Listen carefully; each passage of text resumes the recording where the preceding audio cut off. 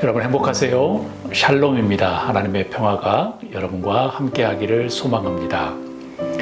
아름다운 사람은 머물다 간 자리도 아름답다라는 그런 문구가 있는데요. 여러분 혹시 들어보셨습니까? 저는 예전에 한국에 있을 때 많이 들었었는데요. 많이 보았는데요. 남자 화장실에 있는 그런 표현입니다. 여자 화장실은 제가 들어가 본 적이 없어서 잘 모르겠습니다. 당나라가 멸망하고 도대 10국 시기에 후량에 왕언장이 있었다고 합니다. 그는 성품이 우직하고 곧았다고 해요.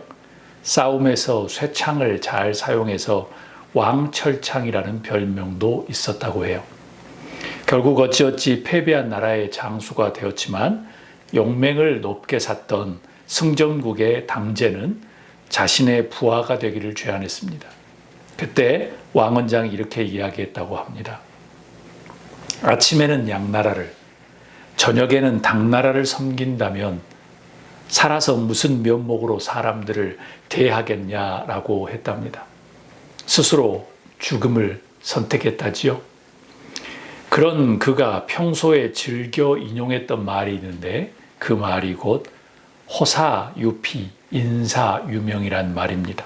우리가 너무나도 잘 알듯이 호랑이는 가죽을 남기고 인간은 죽어서 이름을 남긴다라는 뜻입니다. 죽는 순간까지 이 말을 되뇌었다고 하지요. 미국에서 존경받는 대통령 중에 한 명을 뽑으라고 하면 에브라함 링컨 대통령이라고들 많이 이야기합니다. 그는 세상을 떠난 후 자신에 대해서 이렇게 이야기했으면 좋겠다라고 생각했답니다. 링컨, 그는 잡초를 뽑고 땅에 꽃을 심는 사람이었다. 참 아름답고 멋진 말입니다. 저도 이런 말을 들었으면 참 좋겠다는 생각을 해보는데 제가 링컨이 아니니까 쉽지는 않겠죠.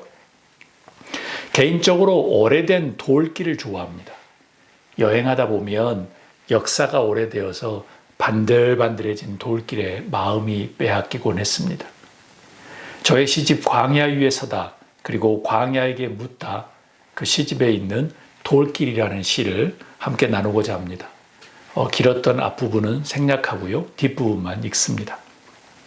돌길.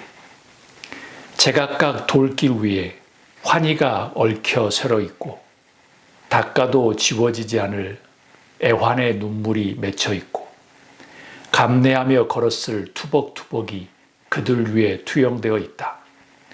고풍스레한 건물들 사이로 깔린 반들반들한 돌길, 이끼무성이 토핑처럼 올려진 고즈넉한 돌길을 사랑한다. 바라보는 시간만큼이나 역사를 듬직하게 떠받치는 돌길에게 마음이 빼앗긴다. 과거와 현재를 만들어낸 그들이 나에게 재미난 이야기를 들려준다. 제가 반들반들하게 빛나는 돌길을 좋아하는 이유는 그곳에 환희가 얽혀 있기 때문이에요. 닦아도 지워지지 않을 애환의 눈물이 맺혀 있기 때문이에요. 감내하며 걸었을 투벅투벅의 어떤 그런 소리들, 돌길 위에 투영되어 있기 때문이에요. 이 돌길에 서려 있는 과거와 현재를 만들어낸 그때 그 사람들이 저에게 재미난 이야기를 들려줄 것 같아서 설레이고 흥분되는 순간이지요. 돌길 위에 사람들의 이야기가 배어 있어서 저는 너무나도 좋아요. 돌길은 저에게 스토리텔러가 되어주거든요. 오늘 저는 바울 사도가 갈라디아 지방 교회에게 보낸 서신의 마지막 두 문장, 두 절을 중심으로 말씀을 전하려고 해요. 제목은 제각기 무슨 흔적을 남기려고 라는 제목입니다. 제각기 무슨 흔적을 남기려고. 우리 다 함께 17절 말씀 읽도록 하겠습니다. 이후로는 누구든지 나를 괴롭게 하지 말라. 내가 내 몸에 예수의 흔적을 지니고 있노라. 아멘. From now on, let no one cause me trouble, for I bear on my body the marks of Jesus. 너무나도 멋진 말씀이에요. 바울 사도가 갈라디아서 서신을 마치면서 먼저 나를 괴롭게 하지 말라라고 부탁합니다. 왜 이런 말을 했을까요? 귀찮아서 그랬을까요? 아니면 다른 의미일까요? 이제 교회가 성장하니 율법주의자들이 구정물을 흐려서 신앙 공동체가 혼돈에 빠진 것에 짜증이 난 것일까요? 잘 좀 해주세요 라고 넋두리를 하는 것일까요?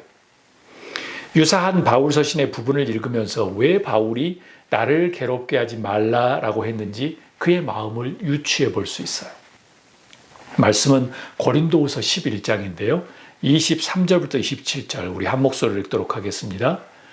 내가 수고를 넘치도록 하고 옥에 갇히기도 더 많이 하고 매도 수없이 맞고 여러 번 죽을 뻔하였으니 유대인들에게 40에서 하나 감한 매를 5번 맞았으며 3번 태장으로 맞고 1번 돌로 맞고 3번 파산하고 1주야를 바다에서 지냈으며 여러 번 여행하면서 강의 위험과 강도의 위험과 동족의 위험과 이방인의 위험과 시내의 위험과 광야의 위험과 바다의 위험과 거짓 형제 중의 위험을 당하고 또 수고하며 애쓰고 여러 번 자지 못하고 줄이며 목마르고 여러 번 굶고 춥고 헐벗었노라. 아멘.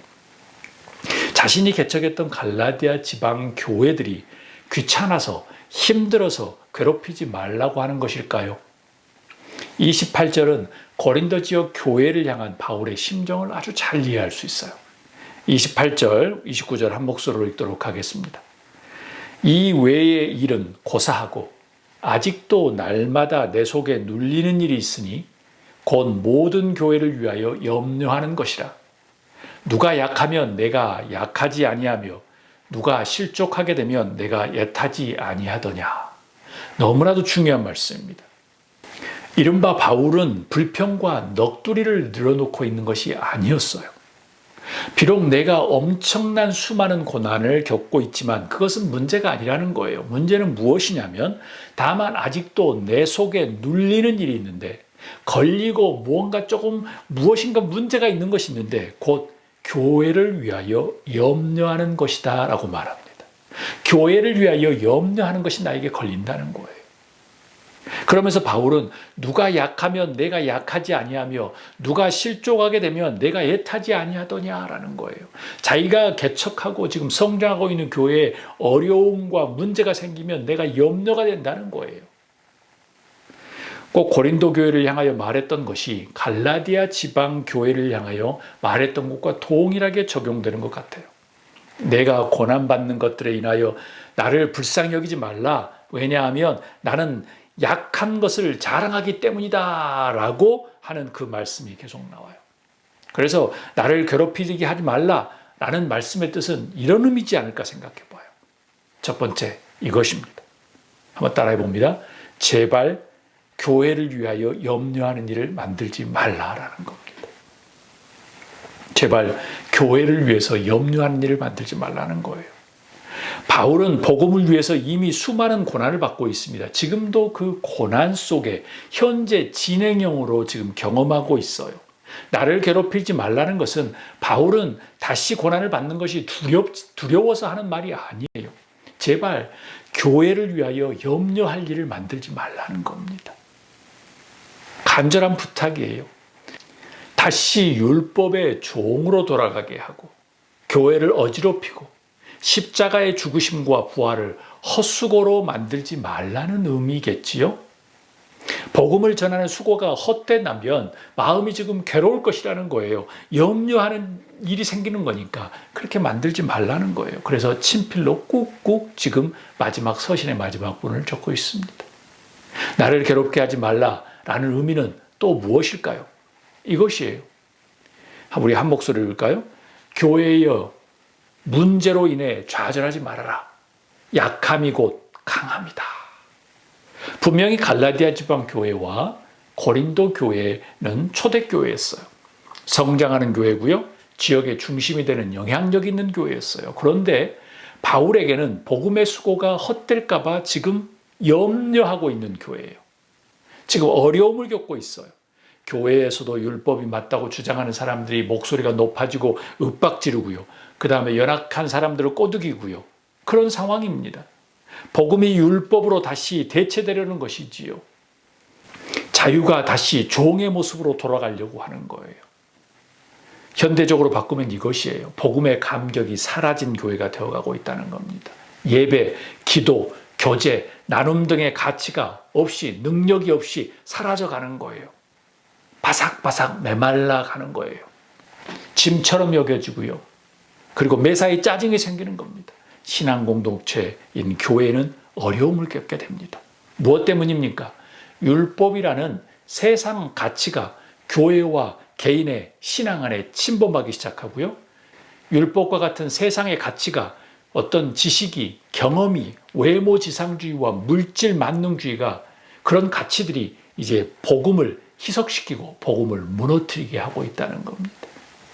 처음 감격했던 복음이 세상의 가치관으로 지금 바뀌어가고 있는 거예요. 율법주의자들이 계속. 그것은 아니라는 겁니다. 법을 알아야지. 법을 알아야지. 지식을 알아야지. 경험이 중요하지라는 겁니다. 율법은 비판과 정죄와 가시처럼 날카로운 말을 낳습니다. 그리고 끝내 신앙 공동체를 와해시킵니다. 나를 괴롭게 하지 말라는 말씀의 또 다른 깨달음은 이 부분에 있어요. 약함이 곧 강함이다라는 말씀. 고린도후서 12장 9절에 10절 우리 다 한 목소리로 읽도록 하겠습니다. 나에게 이르시기를 내 은혜가 내게 족하도다. 이는 내 능력이 약한 데서 온전하여 짐이라 하신지라. 그러므로 도리어 크게 기뻐함으로 나의 여러 약한 것들에 대하여 자랑하리니 이는 그리스도의 능력이 내게 머물게 하려 함이라. 그러므로 내가 그리스도를 위하여 약한 것들과 능욕과 궁핍과 박해와 곤고를 기뻐하노니 이는 내가 약한 그때에 강함이라. 아멘. 저에게는 이 말씀이 희망으로 다가왔어요. 나를 괴롭게 하지 말라. 나를 괴롭게 하지 말라. 그것은 무엇이죠? 내가 그 약할 때 곧 강함이 나오기 때문이라 라는 의미, 희망으로 다가왔어요. 단순히 고난과 약함을 변명하기 위한 말씀이 아니에요. 이런 것이지요. 갈라디아 교회여, 교회여 문제로 인해서 좌절하지 말아라. 왜냐하면 약함이 곧 강하기 때문이다. 약할 그때에 곧 강함이 나온다. 교회의 문제로 인해 기죽지 말아라. 그 문제로 인해 자랑해야 한다. 이는 예수 그리스도의 능력이 그때 나타나기 때문이다. 그러기에 능욕과 궁핍과 박해와 곤고와 문제에 빠져 있더라도 기뻐해라. 이는 내가 약할 그때 강함이 있기 때문이다 라는 거예요. 약할 때 곧 강함이라는 것이죠. 사랑하는 여러분, 지금 여러분의 상황이 힘들고 어렵고 정말 고통스럽다 할지라도 포기하지 마십시오. 그 약할 그때 하나님께서 일하시기 때문입니다. 바울 사도는 이야기해요. 이후로 나를 좀 괴롭게 하지 말라. 넋두리라든가 핀잔이라든가 화내는 게 아니에요.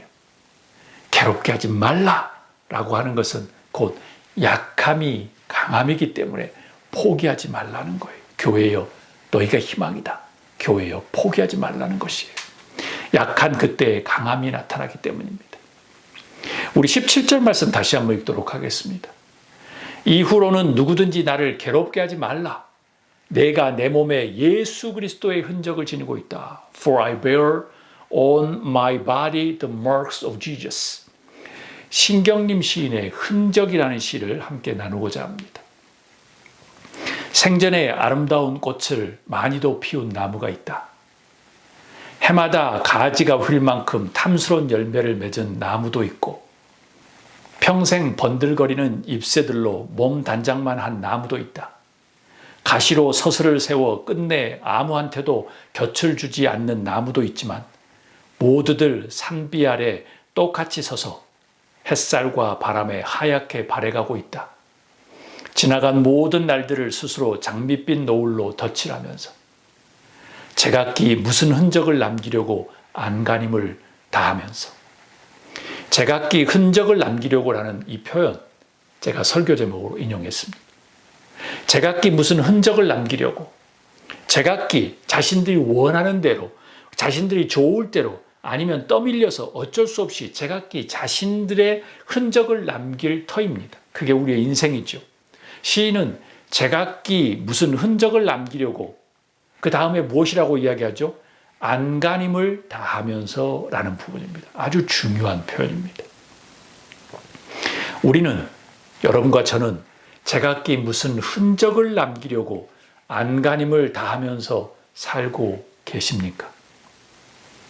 시인은 사람들이 남겼던 흔적을 인생의 관조적인 입장에서 잘 표현하고 있는데요. 이렇게 표현합니다. 어떤 흔적을 남기고 사람들이 살아가는가?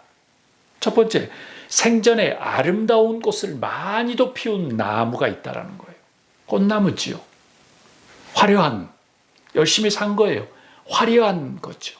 화려하게 살아가는 겁니다. 근데 열매는 없을 수도 있습니다. 두 번째는 이것이죠. 해마다 가지가 휠 만큼 탐스러운 열매를 맺은 나무도 있고, 과일나무죠. 아주 성실하게 살았습니다. 아주 성공한 인생처럼 보입니다. 세 번째는 평생 번들거리는 잎새들로 몸단장만 한 나무도 있다. 저희 집에 있는 몬스테라 꽃은 없죠. 그런데 아주 잎사귀는 아주 예쁘고 반질반질합니다. 그런 나무들이 많습니다. 우리 한국에 요즘에 결혼을 하지 않으려고 하는 그런 문화들, 그냥 여러 가지 겉만 추구하는 문화들, 외모만 추구하는 문화들, 그런들이겠죠. 그 다음에 마지막은 이것입니다. 가시로 서슬을 세워 끝내 아무한테도 곁을 주지 않는 나무도 있지만, 아주 무서운 말씀이네요. 장미꽃 같은, 서인장 같은, 그것이 하나님이 만드신 거니까 문제가 없어 보이지만 이것이죠. 자기 잘난 맛에 사는 사람들, 유아독존 같은 사람들, 자기만 옳다고 살아가는 거죠. 자기가 최고라고 생각하는 집단들, 종교단체들, 교회일 수도 있습니다. 만약 시인의 표현을 빌린다면 우리는 어디에 속해 있습니까? 여러분은 어디에 속하고 계십니까? 꽃만 피웠나요? 열매를 많이 맺혔나요? 번들거림으로 평생 겉모습만 단장하며 살았나요? 가시처럼 날카롭게 옆자리를 허락하지 않을 정도로 유아독존으로 사셨나요? 그런데 현실은, 지금은, 결말은 무엇이라고 시인은 말합니까? 모두들 산비알 안에 똑같이 서서 햇살과 바람에 하얗게 발해가고 있다. 지나간 모든 날들을 스스로 장밋빛 노을로 덧칠하면서, 제각기 무슨 흔적을 남기려고 안간힘을 다하면서, 이것이 인생이라는 것이지 않을까 생각합니다. 제각기 무슨 흔적을 남기려고 안간힘을 쓰지만 지나간 모든 날들을 스스로 장밋빛 노을로 덧칠하면서 모두들 산빛 아래 똑같이 서서 햇볕과 바람에 하얗게 발해가고 있다. 그럼 남는 것은 무엇일까요? 흔적이겠죠. 바울이 말한 예수님의 흔적, Marks of Jesus, 그 흔적은 무엇일까요? 첫 번째 이것입니다. 십자가의 흔적입니다. 십자가의 흔적. 달리 말하면 첫사랑의 흔적, 첫 감격의 흔적, 첫 자유함의 흔적입니다. 다메섹에서 예수님을 처음 만났던 흔적, 아라비아 광해에서 훈련받았던 흔적, 셀 수 없는 고난과 핍박을 받았던 흔적, 교회를 개척했던 흔적, 모함을 받았던 흔적들, 바울에게는 그렇습니다. 그에게 영광의 흔적, 영광의 자취는 예전에 잘 나가던 권력계에 있을 때 똑똑했던 머리, 학벌, 집안, 그런 게 아니었습니다. 그의 영광의 흔적은 바로 예수님처럼 고난받고 예수님처럼 죽을 만큼 십자가를 지고 갔던 것, 지금도 현재 진행형으로 고난을 받으며 십자가를 지고 가는 그 십자가의 흔적입니다. 약함이고 강함이라는 십자가의 능력이 그에게 흔적이며 낙인인 것입니다. 십자가의 흔적도 여러분 각자에게 조금 다를 수 있습니다. 소명이 다르고 살아가는 터전이 다르니까요. 그렇지만 한 가지 중요한 것, 현재 진행형으로 흔적이 살아있어야 합니다. 바울도 과거의 흔적을 의존하고 있는 것이 아니라 지금 현재 진행형으로 살아가고 있었습니다. 사랑하는 여러분, 우리들은 어떤 흔적을 쫓고 있습니까? 세상에서 인정받는 것 중요합니다. 아주 중요해요. 세상에서 남기는 흔적도 아주 중요해요. 그렇지만 저와 여러분은 신앙인으로서 우리는 어떤 흔적을 가지고 있어야 할까요? 바울이 말한 예수의 흔적의 또 다른 의미는 이것입니다. 한번 읽어볼까요? 공의 솔기입니다. 공의 솔기입니다. 저의 깨달음입니다. 솔기는 공 표면에 있는 실밥을 가리킵니다. 솔기의 목적은 무엇인가요? 공을 던지는 사람이 정하는 방향과 목적지에 잘 도달할 수 있게끔, 효과적으로 갈 수 있게끔 만드는 기능입니다. 공은 모난 것을 둥글게 만들죠. 그래서 아주 부드럽게 잡게 합니다. 어떤 솔기를 가지고 있느냐에 따라서 그 공의 목적을 달리합니다. 그 공에 날아가는 방향을 결정합니다. 영적으로 보자면 만일 우리가 모난 것이 있다고 하면 하나님은 우리에게 고난을 주시거나 어려움을 주셔서 그 모난 것을 아주 부드럽게 만드실 겁니다. 그리고 그곳에 흔적을 남기십니다. 자이든 타이든 말이죠.